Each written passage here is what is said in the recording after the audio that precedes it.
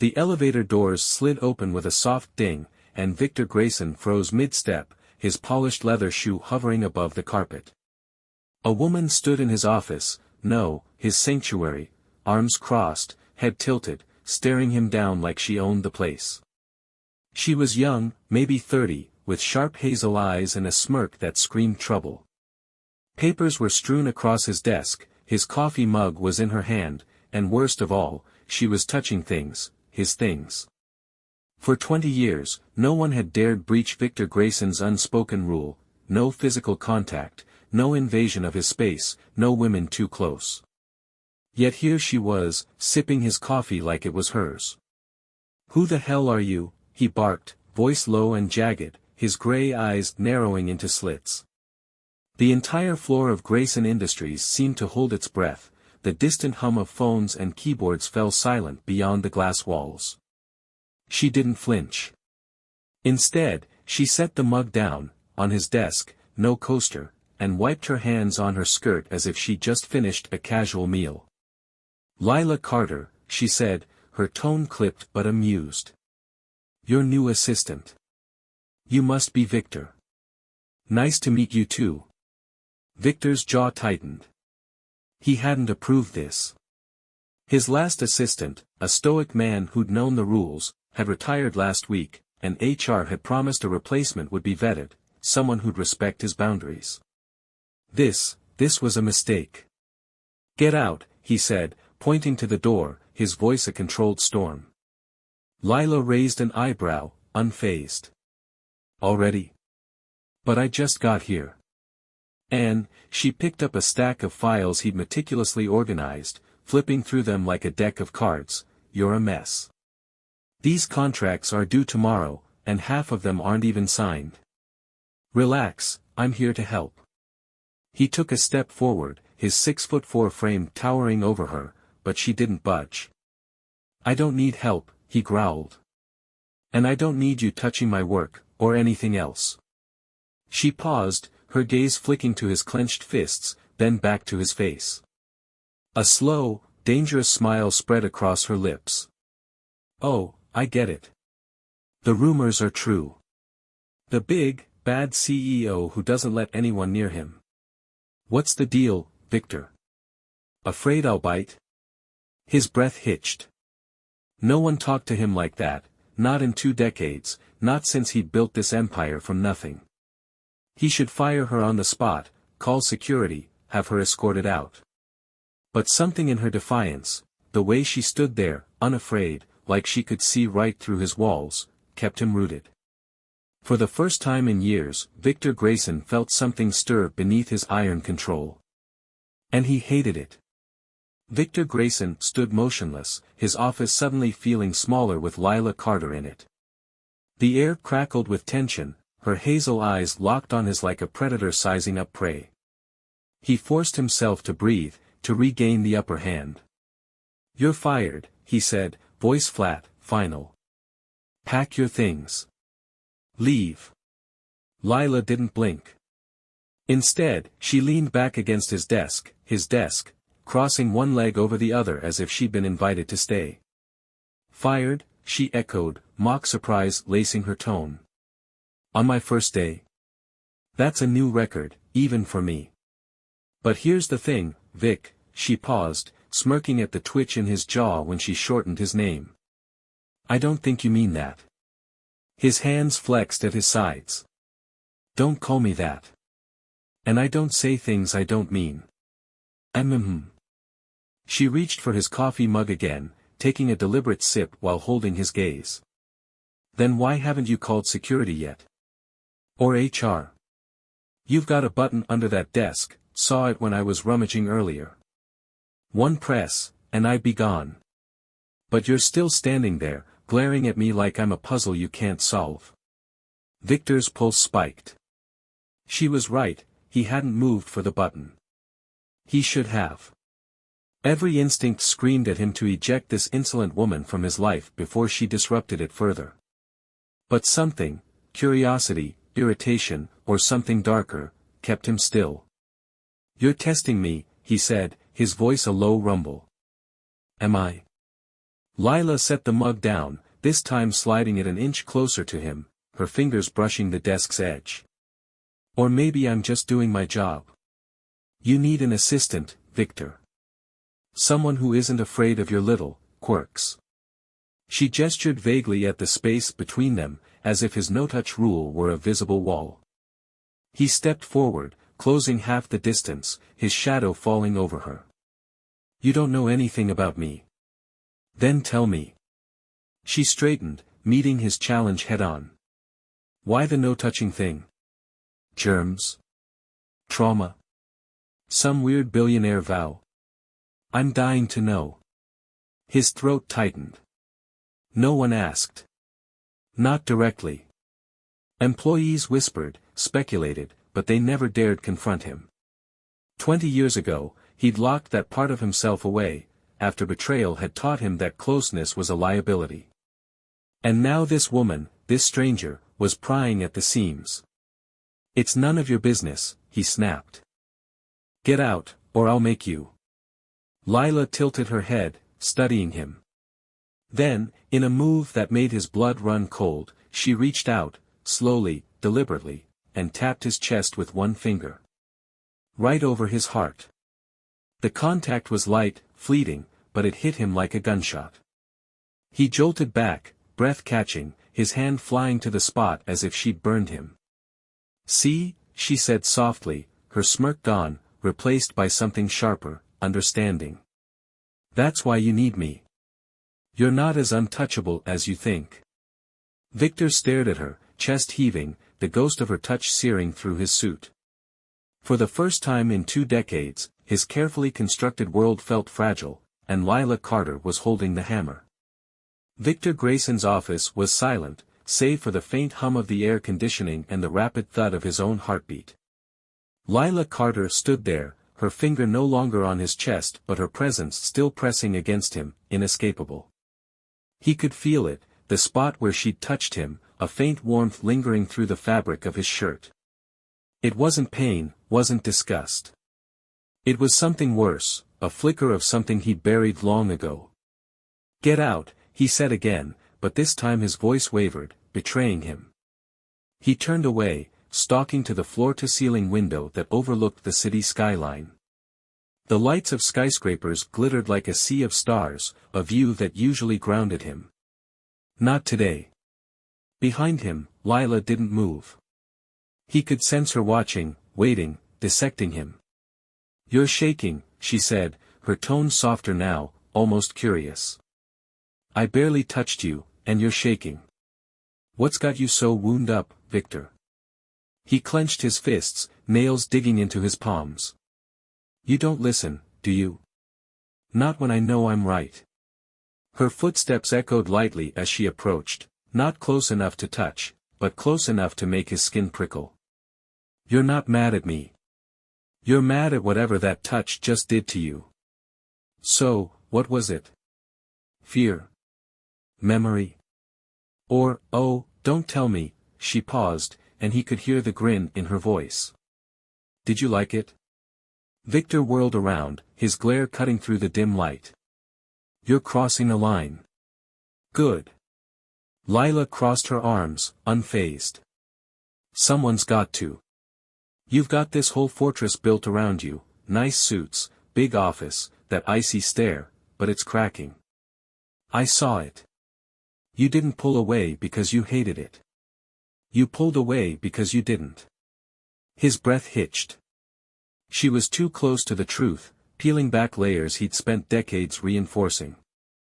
20 years ago, a woman's touch had meant trust, until it turned into a knife in his back.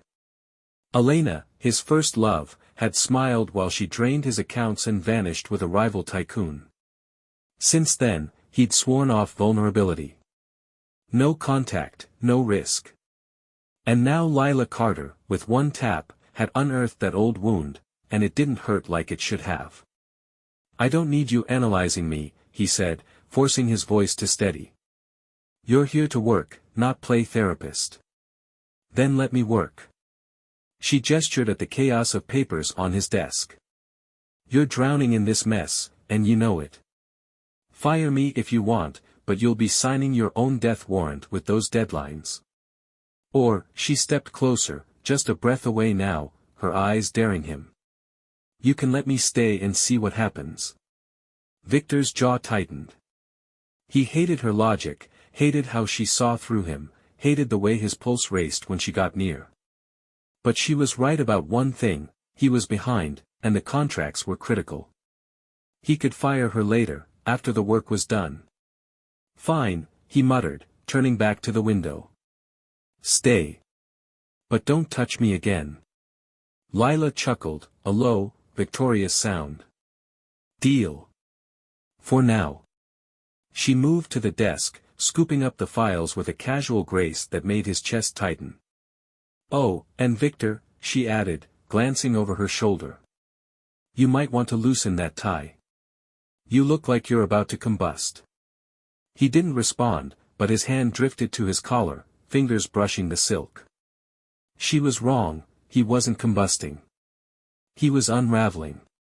And as Lila hummed softly, sorting through his chaos, Victor realized something terrifying, he wasn't sure he wanted her to stop. The clock on Victor Grayson's desk ticked past 7 p.m., the only sound breaking the uneasy truce between him and Lila Carter. She'd been there all afternoon, sorting files, typing emails, and making calls with a relentless efficiency that grated on his nerves. He'd told himself hiring her, keeping her, was a practical decision. The contracts were signed, the deadlines met. She was good at her job. Too good. But practicality didn't explain why he couldn't stop watching her. Lila sat cross-legged on the leather chair across from his desk, a laptop balanced on her knees, her fingers flying over the keys. She'd kicked off her shoes, another violation of his unspoken rules, and her bare feet tapped a rhythm against the chair's edge. Every so often, she'd mutter to herself, a habit he'd noticed earlier, who writes these emails? A robot, or, this guy's signature looks like a drunk spider. It was infuriatingly endearing, and Victor hated himself for noticing. Stop that, he snapped, his voice cutting through the quiet. She glanced up, mid-sentence, her hazel eyes glinting with mischief. Stop what? Breathing? Working? Existing? The muttering, he said, leaning back in his chair, arms crossed. It's distracting. Lila smirked, closing the laptop with a deliberate click. Oh, sorry, Your Highness. Didn't realize silence was part of the job description. Should I gag myself next time? His eyes narrowed. Don't tempt me. For a moment, they stared at each other, the air thickening with something unspoken. Then she laughed, a bright, unguarded sound that made his chest tighten. You're funnier than you look, Victor. Anyone ever tell you that? No, he stood abruptly, needing distance, and moved to the cabinet where he kept his whiskey. Pouring a glass gave him something to do, something to focus on besides her. And I'm not trying to be. Too bad. You're a natural. She slid off the chair, stretching her arms above her head, her blouse shifting just enough to reveal a sliver of skin at her waist. Victor's grip on the glass tightened. She didn't notice, or maybe she did, and that was worse. So, she said, sauntering toward him, are we done for the night, or do you have more brooding to do? He took a sip of the whiskey, the burn steadying him. You can go. I'll finish here. Nope. She stopped a foot away, close enough that he could smell her perfume, something faint, citrusy, maddening. You're a wreck without me. Admit it. I'm fine, he said, too quickly. Liar. She tilted her head, studying him like he was a puzzle she'd already half solved. You've been staring at me all day. Not glaring, staring. There's a difference. Heat crept up his neck.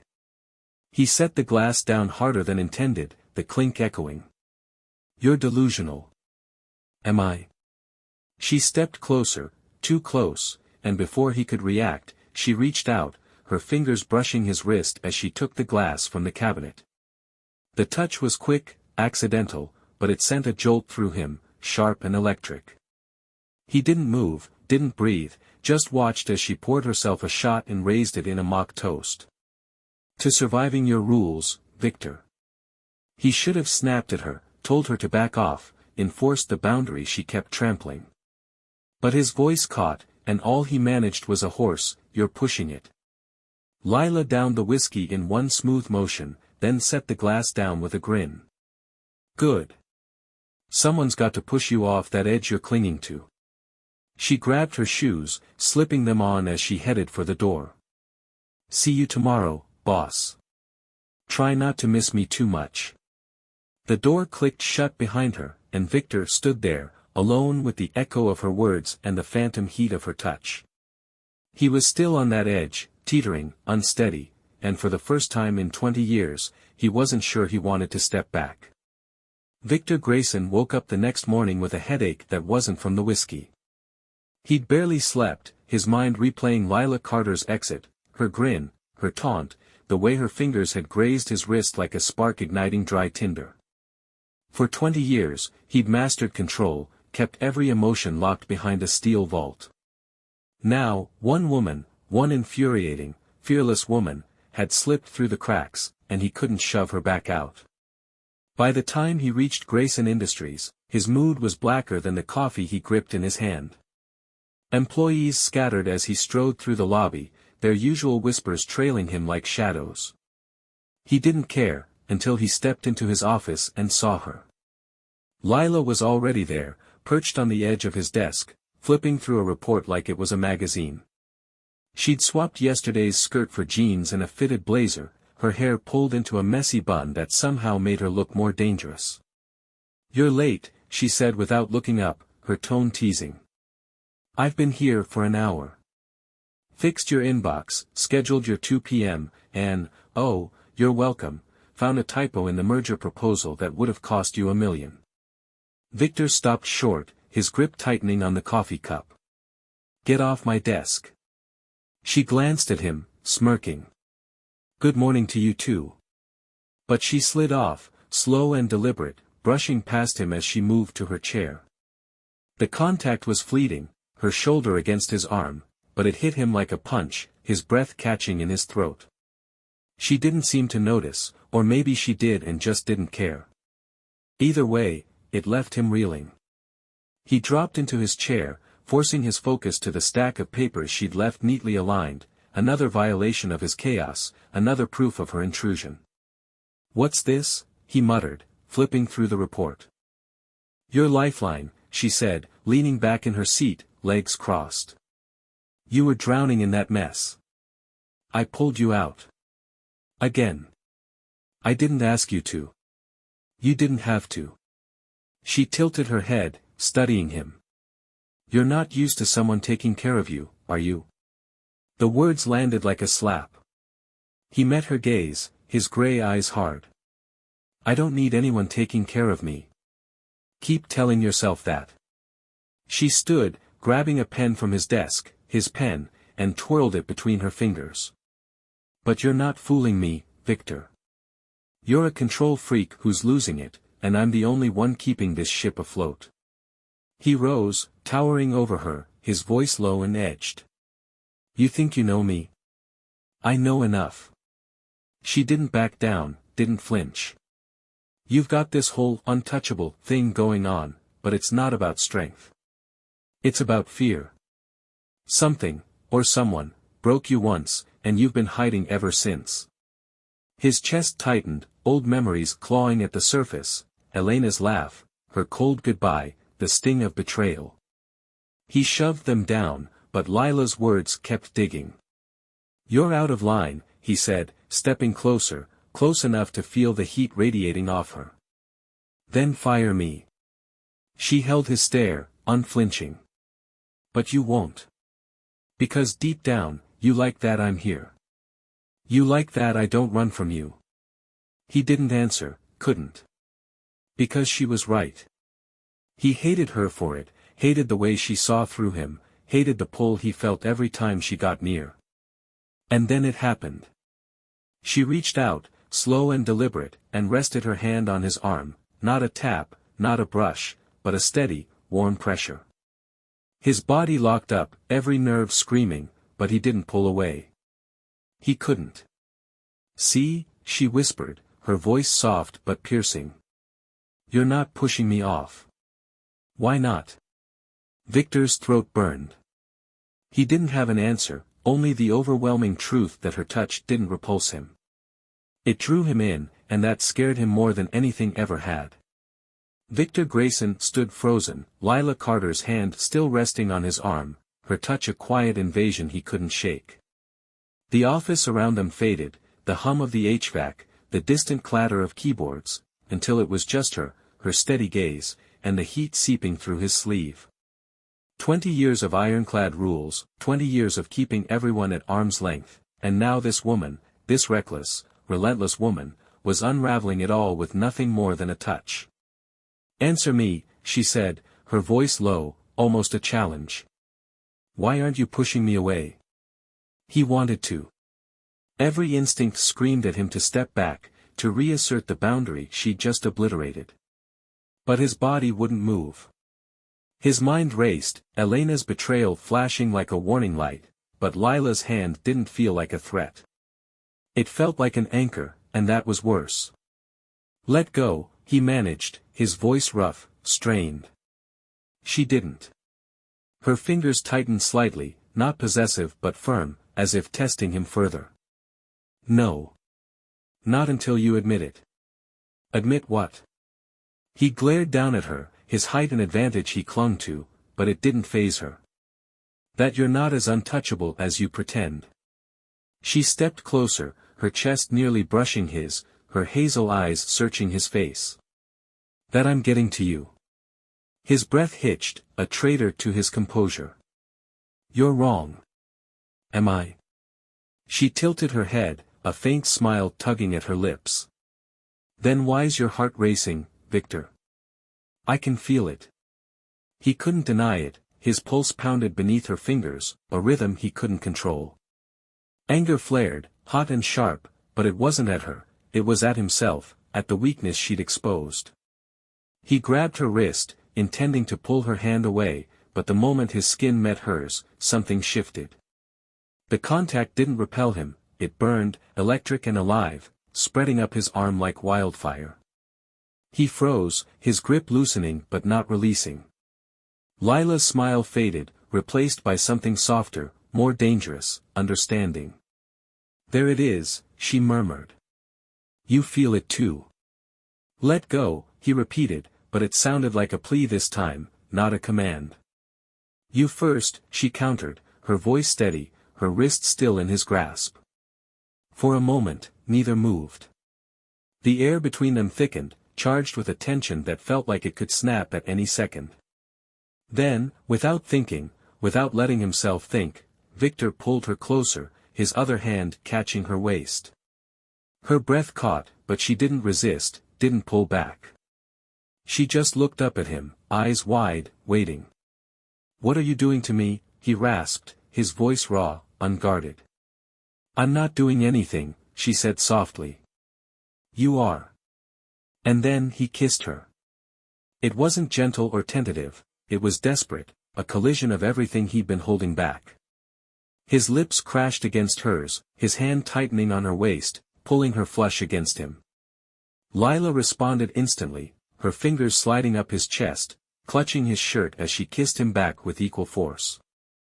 The world tilted, years of restraint shattering in a single, reckless moment. When he finally pulled away, breathless, his forehead pressed against hers, reality slammed back. "This is a mistake," he muttered, but his hands didn't let go. Lila laughed, a shaky, exhilarated sound. "Then why does it feel so right?" He had no answer, only the pounding of his heart and the undeniable truth that she'd breached his defenses completely. And for the first time in 20 years, Victor Grayson didn't want to rebuild them. Victor Grayson stood there, his forehead still pressed against Lila Carter's, his breath ragged, her taste lingering on his lips. The kiss had been a detonation, blowing through decades of self-imposed isolation, and now the rubble of his control lay scattered around him. Her hands were still on his chest, fingers curled into his shirt, and his own gripped her waist like letting go would unravel him completely. He should have stepped back, should have ended this, but he didn't. "Victor," Lila whispered, her voice soft but steady, pulling him out of the chaos in his head. "You're shaking again." He was. He could feel it, the tremor in his hands, the unsteady rhythm of his pulse. He pulled back just enough to meet her gaze, her hazel eyes glinting with something he couldn't name, triumph, maybe, or something deeper.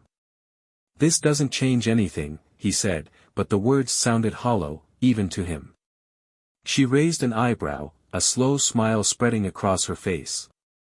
"Oh, it changes everything. You just don't want to admit it yet." He let go of her then, stepping back, running a hand through his hair to steady himself. The office came back into focus, the desk, the papers, the city skyline beyond the window, but it all felt different, like he'd stepped into someone else's life. "You need to leave," he said, turning away, his voice clipped. "Now." Lila didn't move. He could hear her breathing, feel her presence behind him. "You don't mean that," she said, echoing her words from their first encounter. "You're just scared." He whirled around, anger flaring to mask the panic clawing at him. "I'm not scared. I'm trying to keep this," he gestured between them, grasping for control. "From ruining everything I've built." "Ruining it?" She stepped forward, closing the distance he'd tried to put between them. "Or making it better? You've been hiding behind those walls for so long, Victor, you don't even know what's outside anymore. I'm not the threat here, you are. To yourself." Her words hit harder than her touch ever could, slicing through the armor he'd worn for 20 years. Elena's betrayal had taught him to trust no one, to let no one near, but Lila wasn't Elena. She didn't flinch from his edges, she sharpened them, challenged them. And that kiss, it hadn't been a lie. It had been real, raw, and terrifyingly alive. "I don't need this," he said, but his voice cracked, betraying him again. "You don't need it," Lila agreed, her tone softening. "But you want it. There's a difference." He stared at her, chest heaving, caught between the urge to pull her back into his arms and the instinct to shove her out the door. Before he could decide, the phone on his desk buzzed, sharp and insistent. He ignored it, but Lila didn't. She glanced at it, then back at him. "Your empire's calling, boss.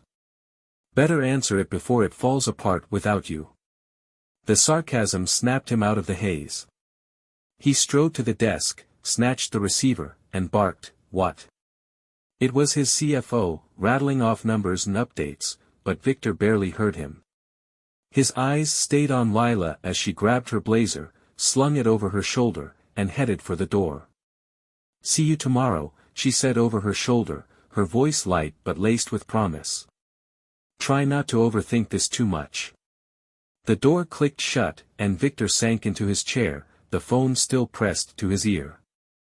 The CFO's voice droned on, but all he could think about was her lips, her touch, the way she'd torn through his defenses like they were paper.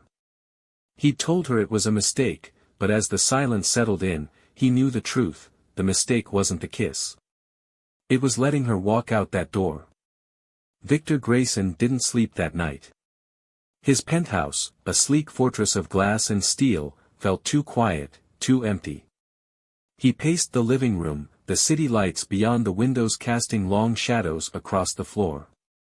Every time he closed his eyes, he saw Lila, her smirk, her defiance, the way she'd kissed him back like she'd been waiting for it as long as he hadn't known he was. The memory of her touch lingered on his skin, a persistent echo he couldn't shake. By 3 a.m., he'd poured his third whiskey, but it didn't dull the edge, it sharpened it. When he arrived at Grayson Industries the next morning, his tie was crooked, his eyes bloodshot, and his temper frayed. Employees parted like the Red Sea as he stormed through the lobby, but he barely noticed. He needed to see her, needed to confront her, end this, reclaim the control she'd stolen. But when he pushed open his office door, Lila wasn't there. Her chair was empty, her laptop gone. A single sticky note sat on his desk, her handwriting scrawled across it, "Out for coffee. Back soon. Don't freak out." He crumpled the note, his fist shaking. She was playing with him, testing him again, and it was working.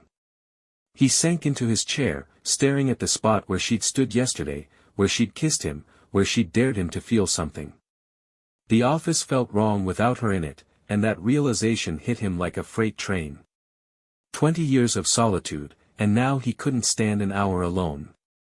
The door swung open 20 minutes later, and there she was, coffee cups in hand, her blazer slung over one arm, her hair loose and windswept. "Morning, boss," she said, breezy as ever, setting a cup on his desk. "Black, no sugar. Figured you'd need it after last night." Victor's jaw tightened. "Where were you?" "Getting caffeine." "You're welcome." She sipped her own coffee, leaning against the desk, his desk, like it was her throne. "You look terrible, by the way. Rough night?" "You left," he said, ignoring her jab, his voice low and accusing. She raised an eyebrow. "For 20 minutes. Did you miss me that much?" He stood, closing the distance between them in 2 strides, his hands slamming down on the desk on either side of her. "Stop it," he growled. "Stop acting like this is a game." Lila didn't flinch. She set her coffee down, her eyes locking onto his. "It's not a game, Victor. It's you. You're chasing me now, and you hate it." "I'm not chasing you," he snapped, but the lie burned in his throat. Had been since she walked out last night, since she'd touched him, since she'd kissed him back. "Then why are you so mad I wasn't here?" She leaned forward, her face inches from his, her voice dropping to a whisper. "You're not mad at me. You're mad because you want me here, because you want this, and you don't know how to deal with it." His hands clenched the desk harder, knuckles whitening. She was right, again, and it infuriated him. He could smell her coffee, her perfume, the faint warmth of her skin, and it pulled at him, relentless. "You're pushing me too far," he said, his voice rough. "Good." She reached up, her fingers brushing his tie, straightening it with a slow, deliberate touch. "Someone's got to." The contact jolted him, a spark racing up his spine. He grabbed her wrist, not to stop her but to hold her there, his thumb pressing against her pulse. It was fast, almost as fast as his own. "What do you want from me?" he asked, the question spilling out before he could stop it. Lila's eyes softened, but her smile didn't waver. "I want you to stop running. From me. From this." She twisted her wrist free, but instead of pulling away, she rested her hand on his chest, right where she'd touched him that first day. "You're not broken, Victor. You're just scared. And I'm not going anywhere until you see that."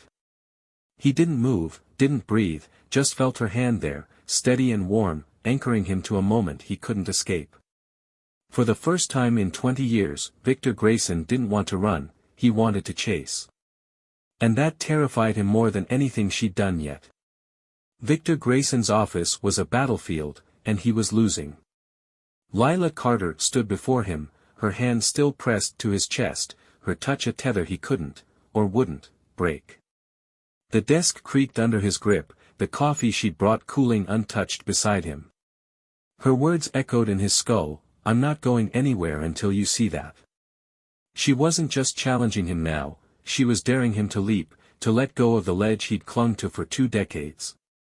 "You don't know what you're asking," he said, his voice low, strained, his gray eyes searching hers for a crack in her resolve. He found none. "I do," Lila replied, her tone steady, unflinching. "I'm asking you to stop punishing yourself for something that happened 20 years ago. Whatever it was, whoever it was, she's gone. I'm not her." His breath caught. She didn't know about Elena, not the details, not the humiliation, but she'd seen the scars anyway. He'd never spoken her name aloud, not since the day she'd left him gutted, his trust shattered along with his bank account. He'd rebuilt his fortune, his empire, but not himself. And now Lila was here, peeling back the layers, exposing the raw edges he'd hidden so well. "You don't get it," he said, stepping back, forcing her hand to drop. The loss of her touch hit him harder than he expected, a cold void where warmth had been. "This isn't about her. It's about me. I don't do this, closeness, trust. I can't. You can." She followed him, relentless, closing the gap again. "You already are. You kissed me, Victor. You pulled me in. That wasn't me forcing anything, that was you wanting it." He turned away, staring out the window at the city he'd conquered, the skyline that had once been his salvation. "It was a mistake," he muttered, but the words tasted like ash. He'd said it before, but this time, they didn't hold. "Stop lying to yourself." Her voice was closer now, right behind him. He felt her presence like a current, pulling him under. "You're not the cold, untouchable CEO you pretend to be. You're a man who's been alone too long, and I'm here, offering you something real. Take it." He spun around, anger and desperation warring in his chest. "And what if I hurt you? What if I ruin you, like I ruined everything else?" Lila didn't blink. "You won't. Because I'm not afraid of you, Victor. I'm not fragile. And I'm not running." Her certainty shook him. She stood there, unwavering, her hazel eyes locked on his, and for the first time, he saw it, not just defiance, not just challenge, but belief. Belief in him. Something no one had offered since Elena, and even then, it had been a lie. But Lila wasn't lying. He could feel it in the way she looked at him, the way she stayed. Before he could stop himself, he reached for her, his hands framing her face, his thumbs brushing her cheeks. She didn't pull away, didn't hesitate, just leaned into him, her breath warm against his skin. "What are you doing to me?" he whispered, echoing his words from yesterday, but this time it wasn't a plea, it was surrender. "Showing you you're not alone," she said, her voice soft but sure. "You just have to let me." He kissed her then, not desperate like before, but deep, deliberate, a choice made with eyes wide open. Her arms slid around his neck, pulling him closer, and the world outside his office melted away. There was no past, no betrayal, just her warmth, her strength, her stubborn refusal to let him hide. When they broke apart, breathless, he didn't step back. He rested his forehead against hers, his hands still cradling her face. "I don't know how to do this," he admitted, the vulnerability raw in his voice. Lila smiled, small and real. "Good thing I'm a fast learner. We'll figure it out together." For the first time in 20 years, Victor Grayson didn't feel untouchable. He felt alive, and as terrifying as that was, he wasn't letting go. Victor Grayson's office was no longer a fortress. The glass walls still stood, the city skyline still stretched beyond the window, but the air inside had shifted, lighter, warmer, alive. He stood by his desk, Lila Carter in his arms, her forehead pressed to his, their breaths mingling in the quiet aftermath of their kiss. For the first time in 2 decades, he wasn't fighting the pull, he was stepping into it, and it felt like coming home. "Okay, boss," Lila said, pulling back just enough to look at him, her hazel eyes glinting with that familiar mischief. "Now what?" He exhaled, a faint, unsteady laugh escaping him, something he hadn't heard from himself in years. "I don't know," he admitted, his hands sliding to her shoulders, steadying himself as much as her. This isn't me." "It is now." She grinned, stepping out of his hold but staying close, her fingers brushing his as she moved to the desk. She picked up her coffee, cold now, and took a sip anyway, wrinkling her nose. "We're a mess, you know that. You're a control freak who's lost it, and I'm the idiot who keeps pushing you." "You're not an idiot," he said, the words sharper than he intended. He softened his tone, meeting her gaze. You're the only one who's ever gotten through. Her smile faltered, just for a second, replaced by something softer, surprise, maybe, or relief. Well, she said, recovering quickly, I'm stubborn as hell. You're stuck with me now. Good. The word slipped out before he could stop it, and he didn't take it back. He meant it. For 20 years, he'd lived in a self-made cage, untouched, untrusting, alone. Elena's betrayal had been the lock, but Lila had been the key, breaking it open not with force but with persistence, with fearlessness, with something he couldn't name but felt in every touch, every look. The office door buzzed, shattering the moment. Victor tensed, but Lila just smirked. Reality calls, she said, grabbing her blazer. You gonna answer it, or should I? He moved before she could, hitting the intercom. What? He barked, his old edge creeping back. Mr. Grayson, his CFO's voice crackled through, the board's waiting. You're late for the meeting. Victor glanced at Lila, who raised an eyebrow, daring him to retreat into his old self. He didn't. Tell them I'll be there in 10, he said, cutting the line. Then he turned to her, a decision solidifying in his chest. You're coming with me. Her eyes widened. To the board meeting? I'm your assistant, not your VP. You're more than that, he said, the words heavy, final. You've been running this place with me since you walked in. They need to know who's keeping me sane. Lila stared at him, then laughed, a bright, unguarded sound that filled the room. You're serious. Deadly. She grabbed her laptop, shaking her head. Fine, but if they hate me, it's on you. They won't. He stepped closer, his hand brushing hers as they headed for the door, not a flinch, not a pullback, just a quiet acceptance of her presence. You're impossible to hate. Flattery now, she teased, but her smile was real, warm. You're getting soft, Victor. Maybe, he said, opening the door for her. Or maybe I'm just waking up. They stepped into the hallway together, the murmurs of employees trailing them as they walked, side by side, no distance, no walls. The board meeting stretched into hours, but Victor didn't care. Lila sat beside him, sharp and unflinching, fielding questions with the same boldness she'd brought to his life. By the end, the board didn't just accept her, they respected her. And Victor watched, a quiet pride settling in his chest. Later, as they left the building, the sun dipping below the skyline, Lila nudged him. So, what's next? Dinner? World domination? He stopped, turning to face her, the weight of 20 years lifting with every second in her orbit. You, he said simply. That's what's next. She grinned, stepping closer, her hand slipping into his. Good answer. And as they walked into the evening, hand in hand, Victor Grayson knew one thing for certain, he wasn't untouchable anymore. He was hers, and that was the beginning of everything.